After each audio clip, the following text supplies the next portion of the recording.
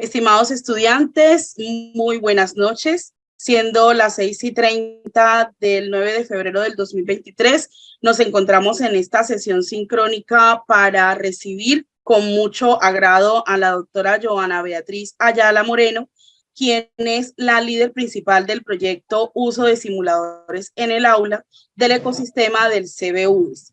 Ella va a estar el día de hoy precisamente hablándonos un poco acerca del tema principal de nuestro trabajo de grado, que yo creería que es de las cosas que inicialmente más tenemos que entender y que conocer, que es cómo los simuladores permiten o pueden ser utilizados para enseñar y aprender.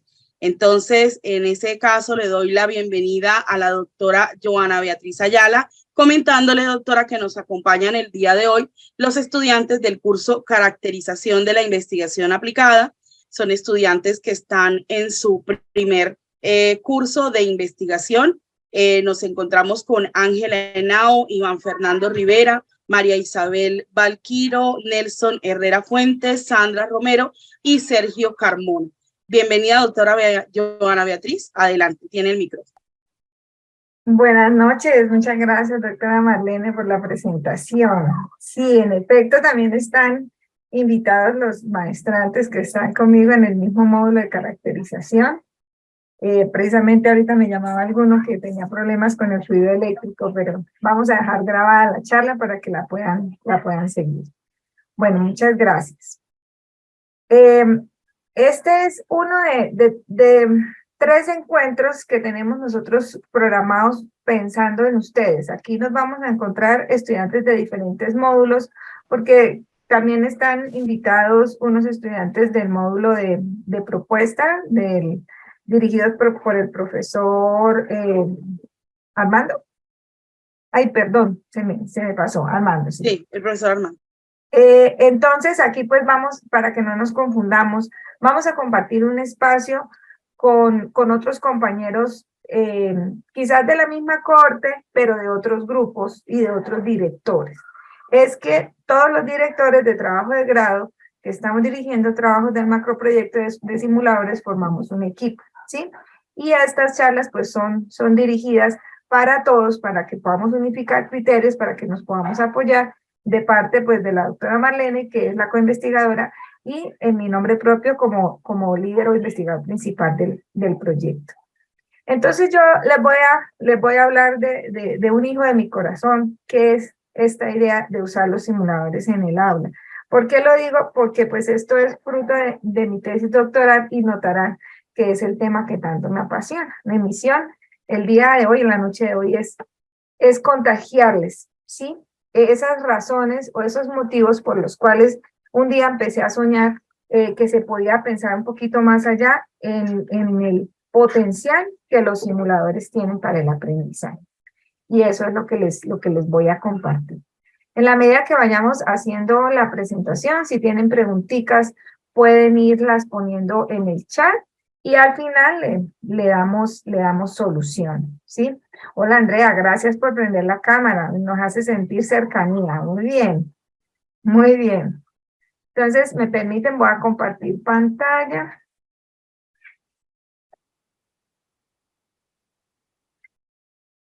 Bueno, listo.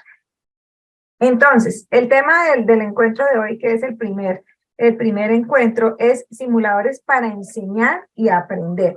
Entonces, aquí vamos a hablar de pedagogía. Aquí me voy a dirigir al maestro, ¿sí? A usted como maestro, en su vocación y en su razón de ser. ¿Por qué los simuladores pueden ser herramientas realmente para llevar a los estudiantes a un verdadero aprendizaje? Y básicamente se trata de el modelado y la simulación. La simulación está muy pegada al tema del modelado, ¿sí? Donde se habla de simulación, se habla de modelado y vamos a entender por qué. Este material que les presentamos aquí está disponible en el itinerario flexible de aprendizaje que hemos dispuesto para ustedes. Lo pueden utilizar con todo derecho para de pronto ayudarse a fundamentar la parte teórica, el componente teórico de sus trabajos de grado, inclusive lo pueden utilizar como material para compartir el tema con sus colegas. La gran idea se basa en el cambio conceptual, ¿sí? Entonces aquí vamos a entender, bueno, lo que queremos es que nuestros estudiantes aprendan, pero ¿qué es aprender? ¿Qué es aprender? Para usted, ¿qué es aprender? Entonces vamos a partir de esa idea. Nosotros nos basamos desde la teoría del aprendizaje significativo y una teoría un poco más amplia que es el cambio conceptual, que tiene que ver con la estructura cognitiva del estudiante. Entonces vamos a ver el aprendizaje como ese cambio que puede haber en las estructuras internas mentales de nuestros estudiantes. Nosotros pensamos que si nosotros estas experiencias de uso de simuladores las sustentamos en la psicología cognitiva, sí, porque la base es psicología cognitiva, nosotros podemos utilizar estas experiencias con herramientas para provocar ese cambio conceptual. ¿Qué es el cambio conceptual? El cambio conceptual es el desafío o la sustitución de los modelos conceptuales que el estudiante tiene. Es decir, los aprendizajes, podríamos decir, los conocimientos que el estudiante adquiere y que nunca se le van a olvidar. No esos conocimientos que pensamos que adquiere porque lo repite, porque en la evaluación lo escribe, pero que si al mes le pregunto, ya no se acuerda, sino esos conocimientos que se quedan en la mente o en la estructura cognitiva del estudiante. Y esos modelos conceptuales los entendemos como representaciones externas compartidas, porque en la estructura cognitiva no solamente hay modelos conceptuales, también hay otros tipos de modelos y otros tipos de imágenes que representan lo que nosotros conocemos del mundo y que son internas y que cada cual tiene su forma de estructurarlos. Pero hay unas representaciones externas que son los modelos científicos que son compartidas, ¿cierto? Y eso es lo que nosotros pues tenemos como propósito enseñar. Entonces fíjense que aquí hay un objeto de estudio muy claro que es el modelo conceptual y un propósito de enseñanza muy claro, y es que nosotros queremos que el estudiante comprenda ese modelo conceptual, pero con una comprensión tal que lo adquiera y que no se le olvide. ¿Sí? Es lo que nosotros podríamos llamar aprendizaje verdadero. Para poder entender eso, nosotros tenemos que entender que la forma como los seres humanos hemos construido el conocimiento, venimos construyendo el conocimiento, ha cambiado, pero a veces nosotros seguimos enseñando de la misma manera. Entonces, ¿qué pasa? Cuando apenas recién las ciencias estaban formándose, los primeros científicos, pensadores, padres de mucha ciencia, porque eran matemáticos, filósofos, físicos, químicos, todo en uno, ellos empezaron a construir la ciencia basado en la práctica, en el ejercicio práctico. Entonces era una ciencia empírica.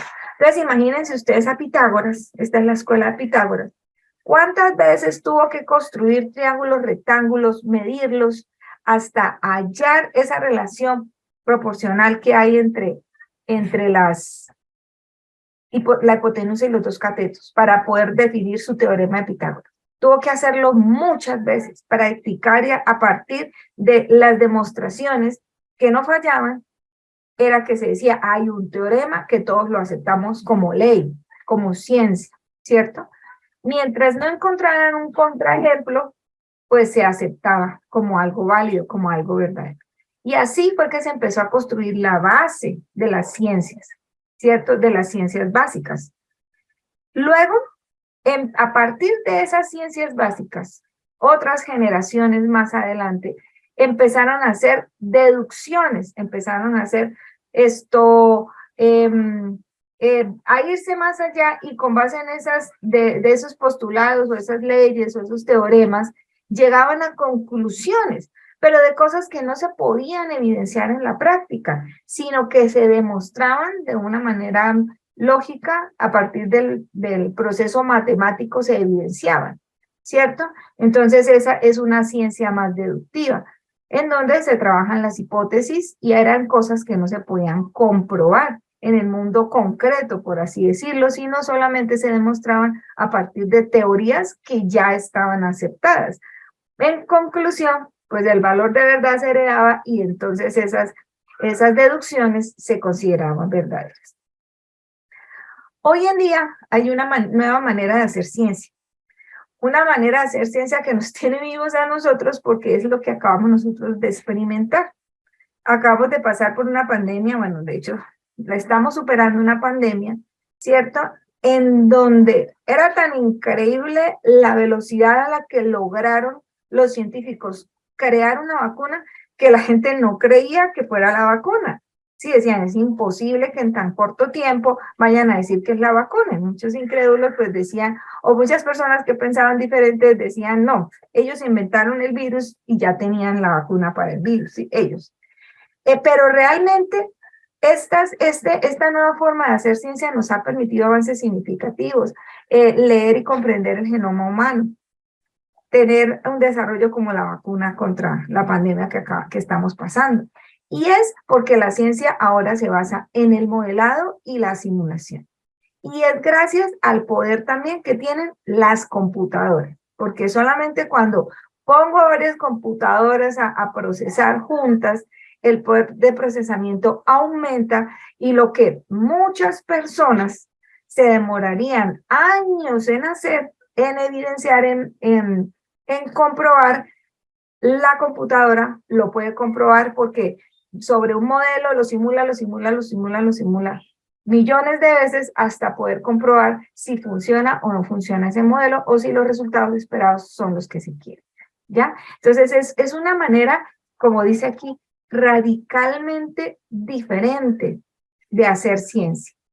Y en la medida que nosotros entendamos esa manera de hacer ciencia, podemos también ofrecer una formación en ciencias o en las ciencias básicas, las ciencias experimentales, que es a lo que está más orientado el uso de los simuladores, que responda a esa nueva manera de hacer ciencias. Si yo tengo un estudiante que tiene vocación científica, él no va a salir a inventarse de cero cosas, sino que va a partir de muchas cosas que hay. Y si utiliza el poder de la tecnología, realmente va a poder romper la barrera del conocimiento y crear cosas nuevas. El mundo está cambiando mucho y nos exige unas competencias diferentes. Por eso la escuela debe propiciar experiencias diferentes. Esta forma de modelar y simular para resolver los problemas científicos es realmente lo que da respuesta a problemas complejos. Y ahorita les voy a dar un ejemplo muy práctico de cómo nosotros podemos hacer los problemas más complejos y cómo los simuladores nos pueden ayudar con eso. Miren, en la medida que nosotros hemos desarrollado tecnologías para representar la información, cada vez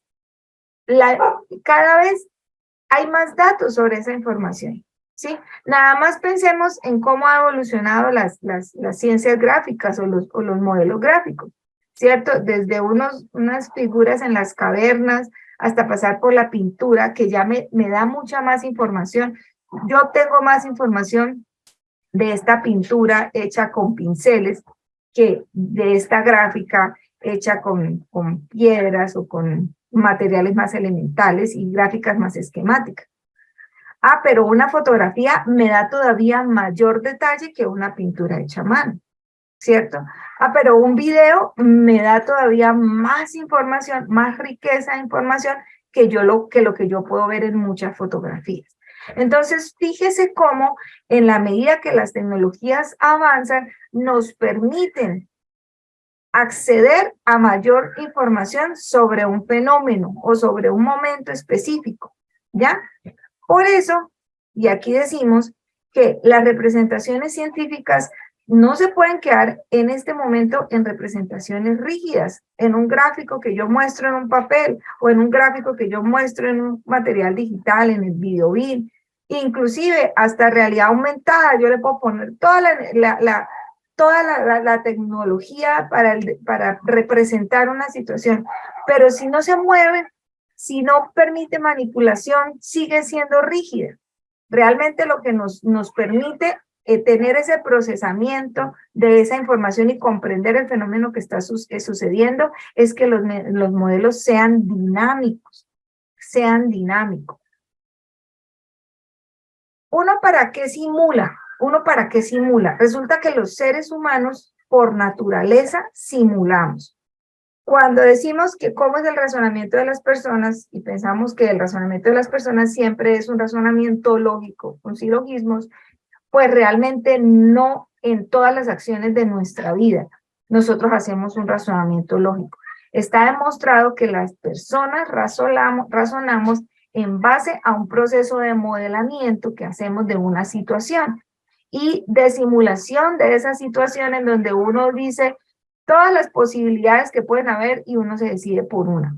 ¿Sí? Entonces nosotros somos constructores naturales de modelos y simulamos naturalmente para tomar decisiones en nuestra vida.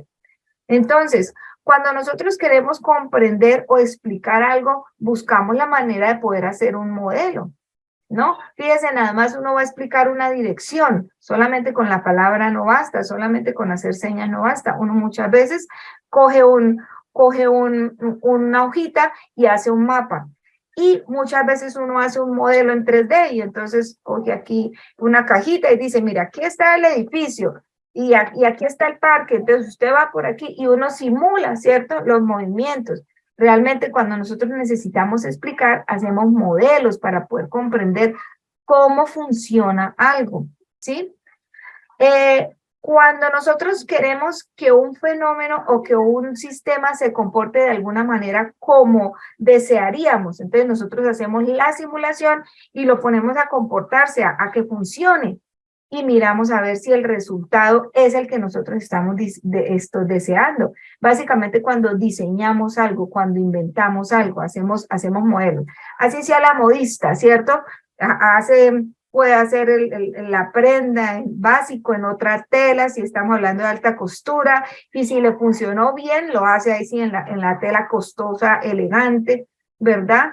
O hace el modelo con unos patrones y luego se lo mide y venga, aquí tengo que corregirle. Entonces uno cuando está diseñando, cuando está creando, hace modelos, los prueba y mira si el resultado es el esperado, si no lo modifica y vuelve y lo prueba, ¿sí?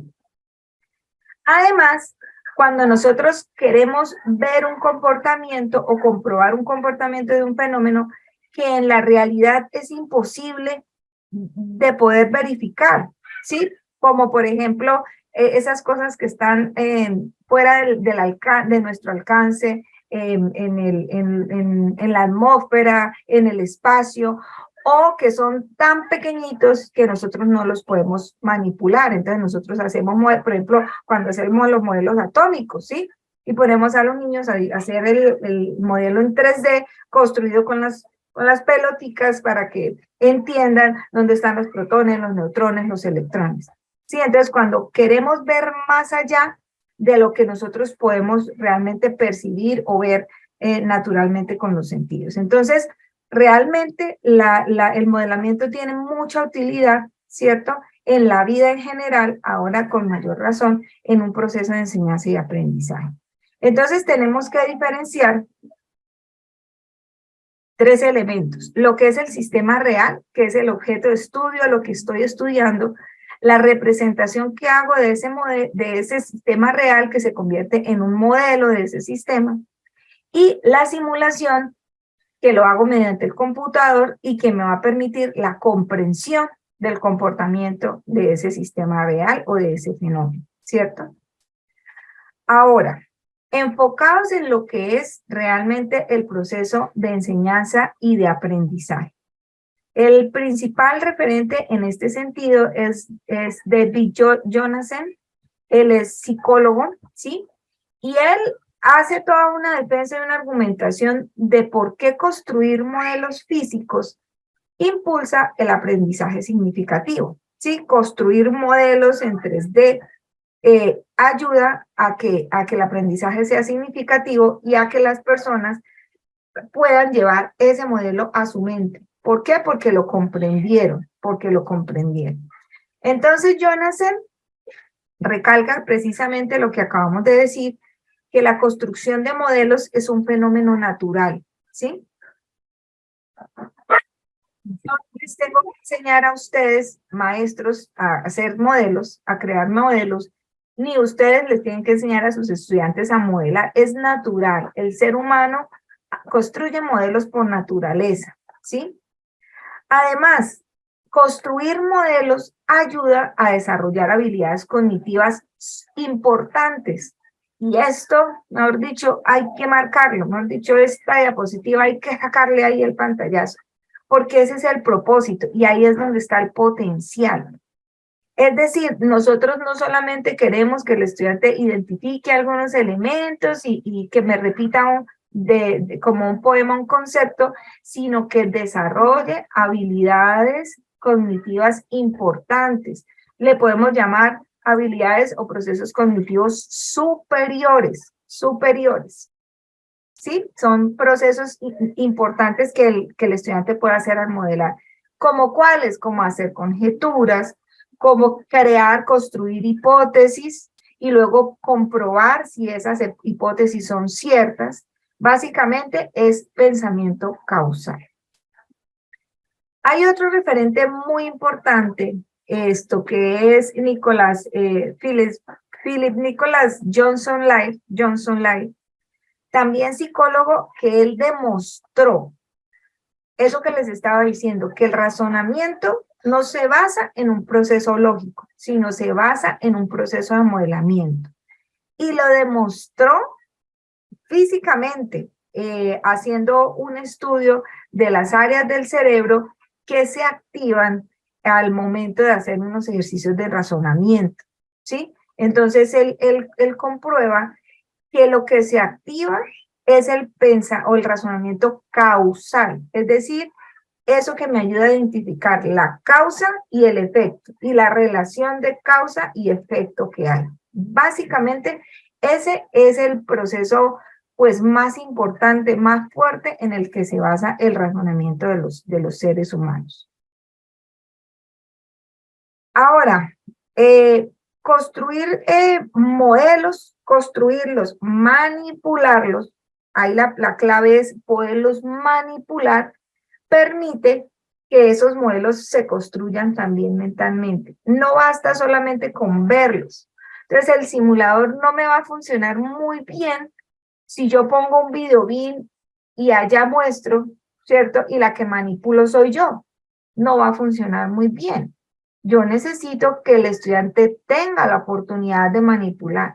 Entonces, si solamente tengo un computador, pues necesito más tiempo para que todos vengan y tengan la oportunidad de hacer, porque es que es en la manipulación en donde esto que yo estoy moviendo físicamente o digitalmente en un contenido digitalizado, realmente yo lo pueda comprender y el reflejo de eso llegue a la estructura cognitiva del estudiante, que son los modelos mentales.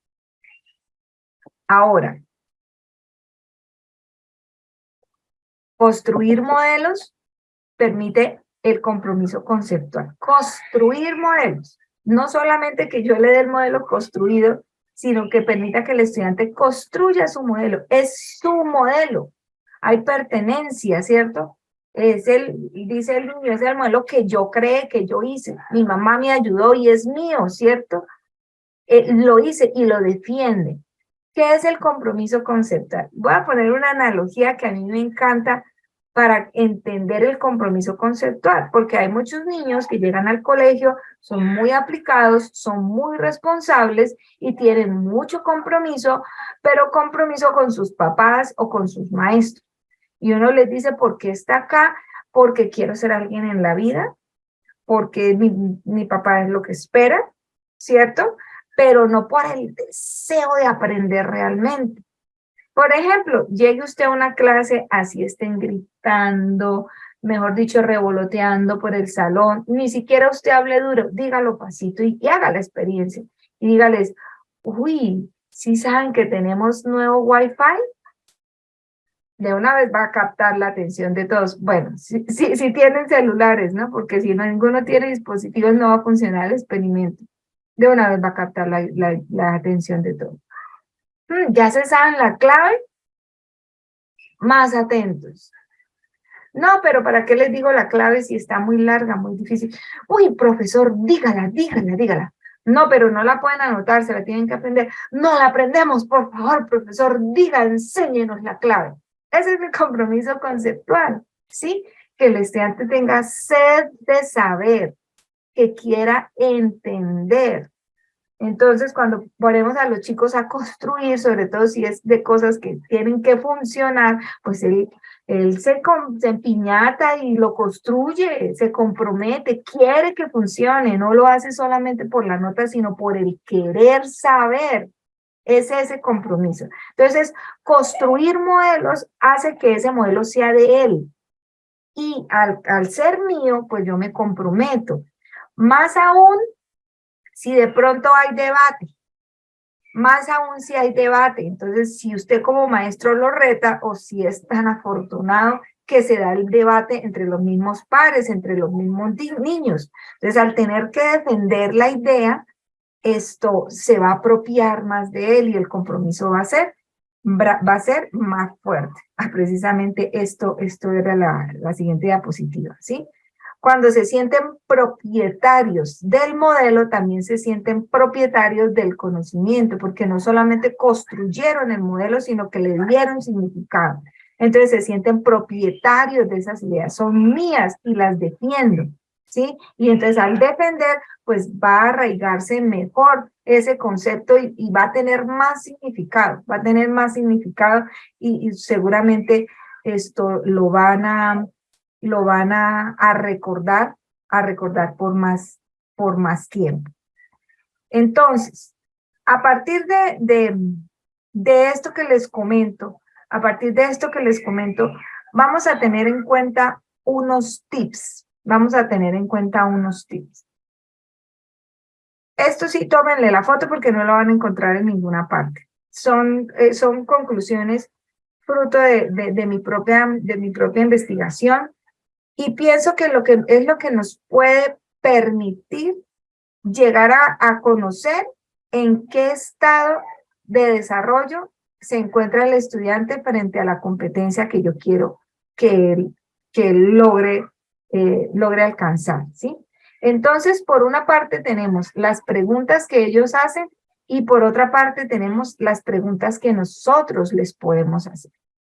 En ese sentido, sabemos que el simulador por sí solo, al ofrecerle experiencias de aprendizaje al niño, al ofrecerle la oportunidad de manipular fenómenos, entonces me va a permitir esto que el estudiante comprenda.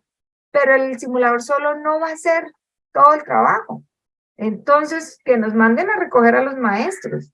O sea, si la idea es, el simulador es eficiente para enseñar, pues sentemos al niño de frente al computador y que juegue con el simulador. Inclusive hay simuladores que me dan la respuesta y me dicen si el niño aprendió o no, si lo hizo bien o no, me dan la puntuación, ¿sí? De hecho, los simuladores, por ejemplo, en medicina están tan desarrollados que los utilizan para certificar competencias especializadas y son costosísimos, ¿sí? Y entonces el simulador me dice realmente si un médico puede hacer una cirugía con exactitud, y son las certificaciones que los médicos muy especializados necesitan para poder ejercer alguna práctica así muy sofisticada. Entonces, pero no vamos a decir que el simulador lo hace todo. Lo que nosotros necesitamos es descubrir el potencial que tiene ese simulador. Entonces, cuando interactuamos con los niños, hay necesidad de dejar espacios para interactuar. Y ahí viene el rol del maestro. O de dejar espacios para que ellos interactúen con sus pares y estar ahí, mirando, escuchando lo que los niños dicen. Si el estudiante le hace una pregunta directamente sobre la respuesta del problema, él no está interesado en comprender, sino en cumplir la tarea, ¿sí? Profesora, entonces el peso de ese ladrillo es 3 gramos. No, él está interesado en la respuesta final. Terminé la tarea, califíqueme y póngame el 10, o el 5, o el excelente. No está interesado en comprender.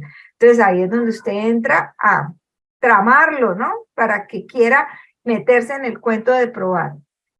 Si hace preguntas de tipo descriptivo, descriptivo, ¿sí? De tipo descriptivo que él quiere como entender cómo está formado el modelo. Él está en un estado inicial, ¿sí? Solamente identificando características de ese fenómeno que está estudiando. Pero si ya el estudiante hace preguntas causales o preguntas de tipo explicativo, si a uno le pregunta, ¿pero por qué? Pero, profe, ¿por qué se me quemó esta resistencia? Mire, ¿por qué estalló este bombillo? Pero ¿por qué si yo aquí ya le había bajado la resistencia, él no tenía que estallar, él tenía que iluminar, ¿cierto? Entonces ya en ese momento, él está intentando comprender el modelo. Y ese es el estado al que queremos que ellos lleguen, ¿sí? Eso es un indicador que me permite a mí ver. Esto sería una idea genial, por ejemplo, para alguien que se le ocurra hacer un instrumento de recolección de datos en donde tome el registro de las preguntas que hace el estudiante, ¿cierto? Porque eso le va a permitir medir qué nivel de compromiso o en qué estado de desarrollo está en la competencia. Si hace preguntas buscando un error, pues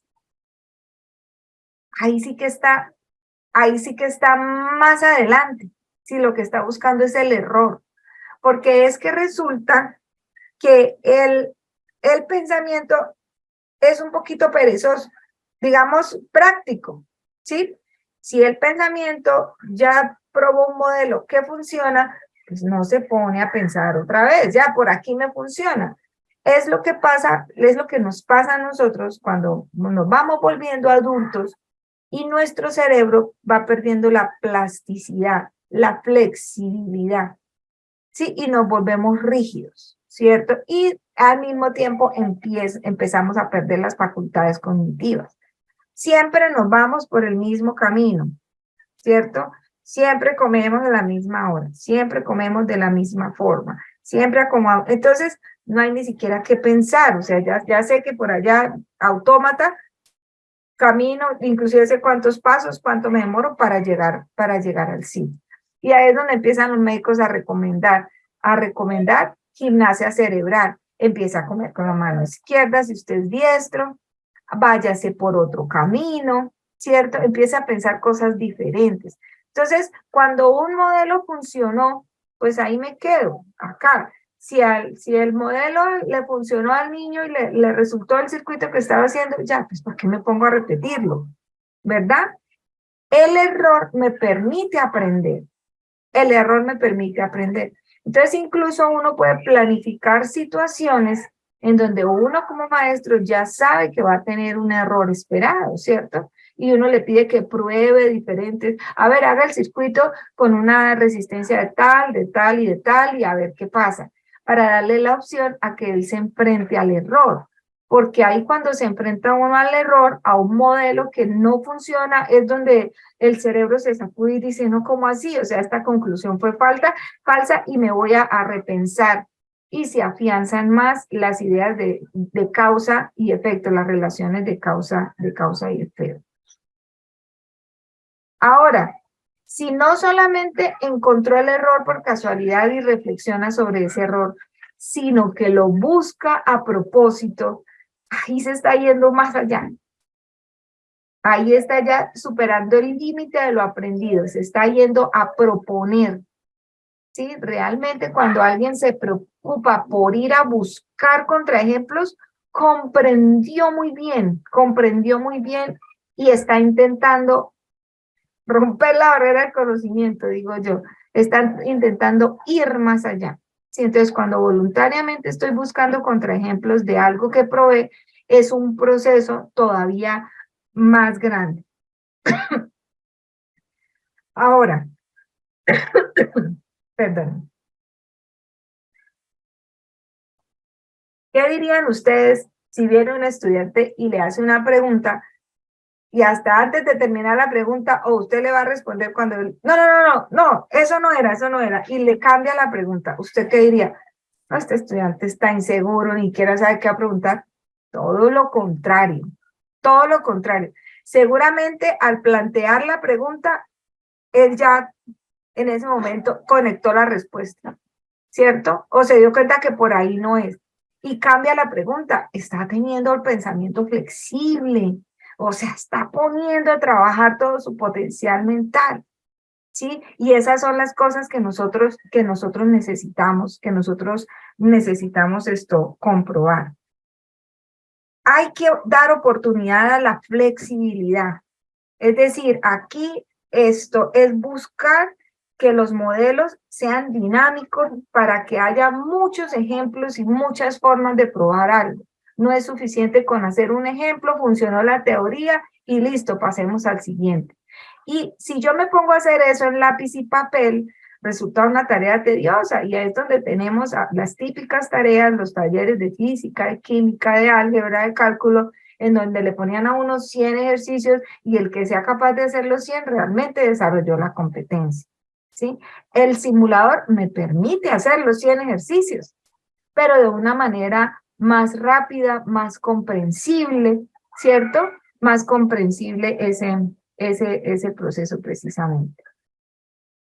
Ahora, las preguntas del docente. Entonces aquí va el rol del docente. Y si alguien de pronto hace un instrumento de observación directa, de diario de campo, o quizás utiliza medios pues más sofisticados como grabarse la clase y luego hacer la observación a partir de ese video de la clase, puede mirar qué sucede cuando hace cierto tipo de preguntas, ¿sí? Entonces, usted puede hacer preguntas de tipo, ¿y qué pasa si tal cosa? Eso le ayuda al estudiante a explorar posibilidades, no solamente el ejercicio que yo le puse en la guía del laboratorio, construya tal sustancia y observe. Bueno, el chico ya lo terminó. Ay, bueno, ¿y qué pasa si no le agrega 2 gramos y no 3 gramos? ¿Sí? ¿Y qué pasa si le sube la velocidad a esto? Ya, entonces es invitarlo a tener esa flexibilidad y a que ruede más veces ese simulador. Es más productiva esta pregunta, ¿qué pasa si usted antes ha cacharreado con el simulador y sabe cuándo va a fallar? ¿Sí? Y si usted le hace preguntas, ¿qué pasa si tal cosa? Y también le hace una pregunta, ¿qué pasa si? Y provoca el error, usted conscientemente para el estudiante. Le va a ayudar a identificar conclusiones falsas. Pero ojo que aquí se trata de flexibilidad. Si cada vez que usted pregunta, ¿qué pasa si? Le va a arrojar un resultado falso, pues él ni lo va a pensar y ya sabe que la respuesta va a ser que el sistema no va a funcionar, ¿no? Entonces hay que variar esas preguntas. Ahora, usted puede preguntar también, ¿por qué sucedió tal cosa? ¿Por qué? Y ahí es donde usted le ayuda al estudiante a desarrollar ese proceso tan importante, proceso superior tan importante, que es establecer relaciones causales, relaciones de causa y efecto, ¿sí? Cuando usted le pregunta ¿por qué? Hay que identificar. Hay relaciones causales, digámoslo, que no son correctas. Hay ocasiones en que nosotros identificamos que algo es la causa, de pronto porque lo propicia, porque lo permite, ¿cierto? Más no la causa directa. Entonces, un ejemplo, ¿y qué pasa si tengo un recipiente con agua y meto la mano y coloco ahí también un cable que trae corriente, ¿cierto? Y con la otra mano cojo el otro extremo del circuito. ¿Qué pasa ahí? Entonces, esto me va a decir, me pasa corriente a mí. ¿Y por qué? ¿Cuál fue la causa? No, porque el agua conduce la electricidad. ¿Me pasó corriente porque el agua conduce la electricidad? No, me pasó corriente porque había en el agua una fuente de energía, ¿sí? Y porque había un circuito cerrado y porque el agua es conductor, permitió que la corriente pasara. Entonces ahí el agua permite, pero no es la causa. ¿Ven? Eso es lo que hay que llevar al estudiante a identificar. Claro está, en la medida también que dé su propio desarrollo cognitivo, su propio nivel de desarrollo cognitivo. Ahora, podemos hacer preguntas para ayudarle al estudiante a que descubra contraejemplos. Y es preguntarle, bueno, ¿qué condiciones se requieren para que se cumpla eso que sucedió? ¿Sí? Siempre va a pasar el corrientazo. ¿Qué se necesita para que se cumpla? ¿Qué condiciones? Ahí ya los vamos llevando, entonces, a delimitar el modelo, ¿cierto? Y a poder pensar, cuando no se cumple esto, y entonces va a tener un contraejemplo. Ahora, si le digo, bueno, y eso siempre sucede, o sea, siempre que hay agua sucede que me va a pasar corriente si coloco un extremo de un cable ahí, eso sucede siempre.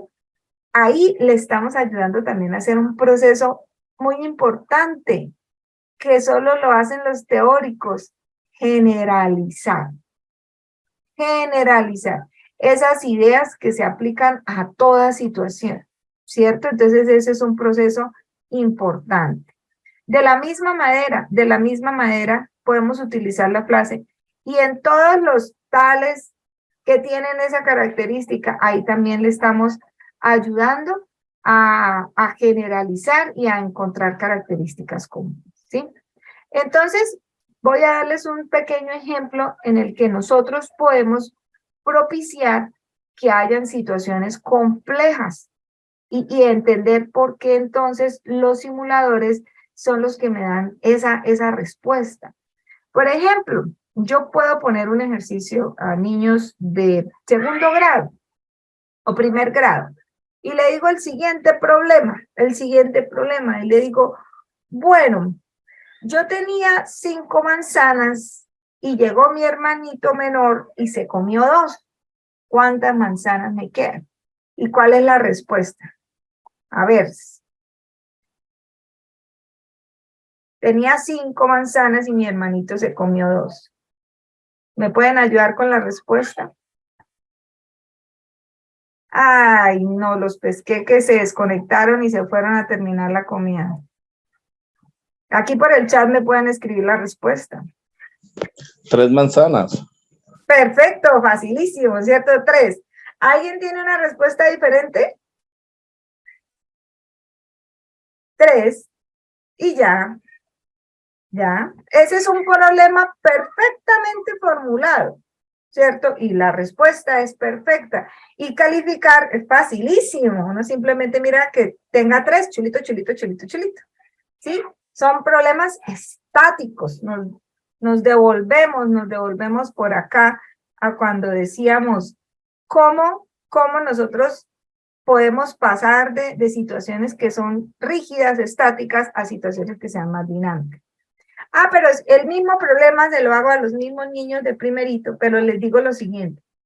Yo tenía 5 manzanas y llegó mi hermanito menor y se comió unas. ¿Cuántas manzanas me quedan?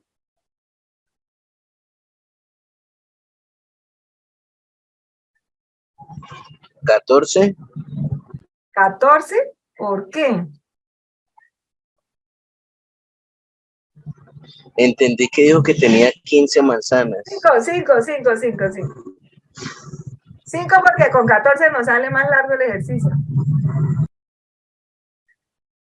Vuelvo a repetir. Entonces serían 4.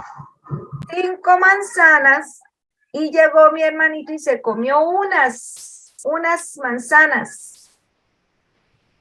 Ok, indeterminado. Pues habrían diferentes respuestas. Sí, 3, 2, 1.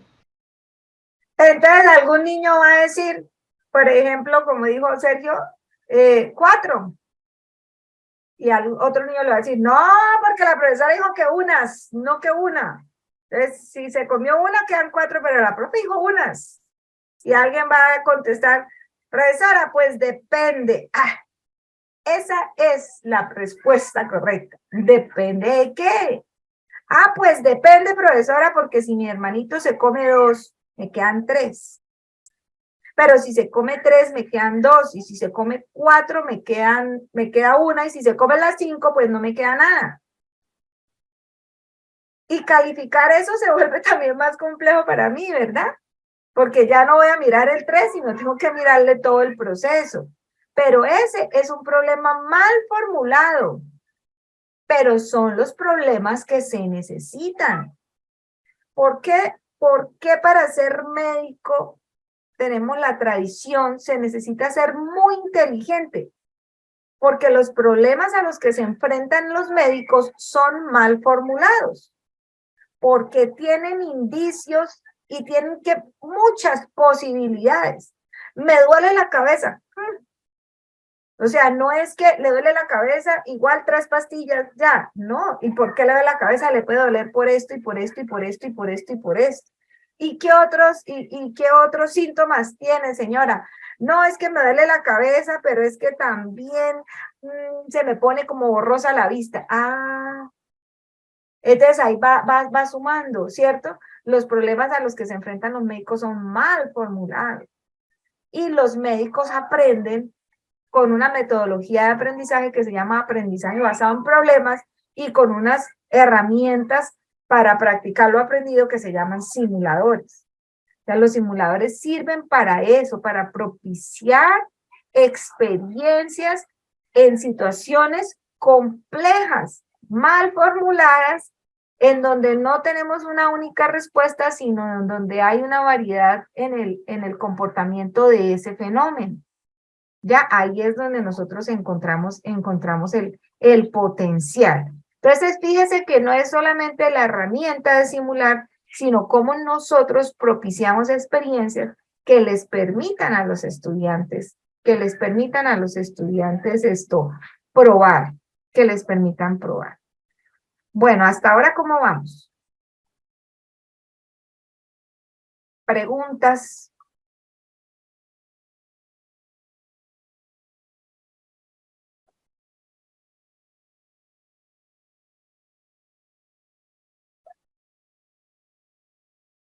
Parece que ninguno. Parece que ninguna. Parece que les está quedando rica la comida. Bueno, miren, la base de este proyecto... No, profe, nos está quedando clara la explicación. Ay, gracias por responder. La base de este proyecto, maestros, es el sentido de nuestra vocación. Es enseñar, es propiciar aprendizaje verdadero. Entonces, nosotros no vamos a plantearnos problemas como cómo mejorar el rendimiento de los estudiantes. No, sabemos que el proceso educativo es un proceso integral, que se tienen en cuenta muchos elementos, pero básicamente en este macroproyecto nos vamos a centrar en el aspecto cognitivo, y no ese aspecto cognitivo memorístico, sino ese aspecto cognitivo de lo que el estudiante se va a aprender y se va a llevar para la vida y que le va a cambiar el comportamiento y la forma de ser y la forma de utilizar la ciencia para cambiar su propio proyecto de vida. ¿Ya? ¿Cuál es la base del desarrollo de un país? Que hayan científicos, que haya matemáticos, que haya gente que desarrolle tecnología, ¿cierto? Pero como le tenemos de pronto un paradigma ahí falso de que la matemática solo es para algunos, que la ciencia es difícil, que la química es dura, y alejamos tanto realmente el conocimiento de los niños y estamos entonces haciendo un hueco ahí y dedicándonos solamente a consumir. Trabaje duro, gane poquito y gaste mucho en comodidades y en calidad de vida. Entonces, el problema de una educación de calidad y una educación que responda a las habilidades del siglo XXI, lo que está pidiendo es niños que sepan resolver problemas y niños que se apropien de la base del conocimiento científico para que vaya y lo aplique en su vida. ¿Ya? Este problema como tal, entender el fruto del aprendizaje como modelos como tal, lo empecé a pensar a partir de unos estudios que han hecho sobre ecología. Porque usted pregúntele a cualquier persona, hasta analfabeta, y le va a decir, ¿y por qué se está acabando el planeta? Pues por la contaminación. Y se nos va a acabar el agua y se nos va a acabar el alimento y así es que va a ser el fin del mundo. ¿cierto? Pero entonces si todo el mundo sabe la teoría, ¿por qué la gente sigue contaminando? Porque es teoría. O sea, si usted hiciera basura, agarra el papel, lo bota y apenas el papel llegue al piso, el planeta se estalla. Ah, y usted comprende que ahorita era cierto porque pudo comprobar, ¿cierto? La causa y el efecto, lo pudo comprobar. Pero mientras usted no lo pueda comprobar, no lo va a comprender. ¿Ve? Por eso hay tanto vacío en la ciencia. Hay simuladores realmente aplicables a todo, a procesos de construcción de lenguaje, a procesos sociales, a la historia, pero son difíciles de estudiar porque el objeto de conocimiento es muy especializado. Ahí sí se aplican solamente en educación superior o en educación de posgrado, ¿sí? Para lo que nosotros tenemos que aprender, por ejemplo, el lenguaje que nosotros tenemos que aprender sobre el lenguaje son habilidades comunicativas. Realmente los niños no modelan la lengua, ¿sí me doy a entender? Entonces, el lenguaje es muy difícil tener un simulador. Decimos un simulador para aprender inglés. A ver cómo, si ni siquiera ellos tienen la capacidad de comprender el modelo de la misma lengua materna. Entonces, en los niveles de preescolar, de primaria, de básica secundaria, de media, de universidad, en donde más se aplican los simuladores es en las ciencias básicas, en las ciencias prácticas, en lo que se aprende mediante laboratorios, física, matemáticas, geometría, todo lo que tiene que ver con las ciencias de la computación, ¿cierto? Robótica. A ver, usted tiene 13 millones para que compre un kit de VEX para enseñarle a los niños. Ay, perdón, no necesito un kit, tengo 40 niños, entonces necesito por lo menos 10 kits. 130 millones de pesos, señor rector, para enseñar robótica. ¿De dónde? Ah, pero si tiene computadores, usted puede utilizar un simulador de robótica, ¿cierto? Y con eso usted capacita al niño para lo que necesita este siglo, ¿verdad? Entonces, esas son entre tantas las utilidades de los simuladores. Ingeniera Joana, muchísimas gracias por este espacio que ha destinado para que nuestros estudiantes puedan tener una nueva luz, ¿cierto?, sobre lo que es el macroproyecto de uso de simuladores en el aula y sobre hacia dónde va dirigido, ¿cierto? Cuáles son las expectativas de los trabajos de grado que queremos que tributen a ese proyecto del ecosistema de investigación de CBUDES. Muchísimas gracias, doctora Joana. Seguramente estaremos molestándola más adelante, ¿cierto?, con algunas consultas. Entonces, muchísimas gracias a los estudiantes también que asistieron el día de hoy y que se quedaron hasta el final escuchando esta charla tan interesante. Un feliz noche para todos, que estén muy bien. Muchas gracias, hasta luego. Muchas gracias, muy amables. Muchas gracias. Hasta luego para todos, hasta luego, feliz noche.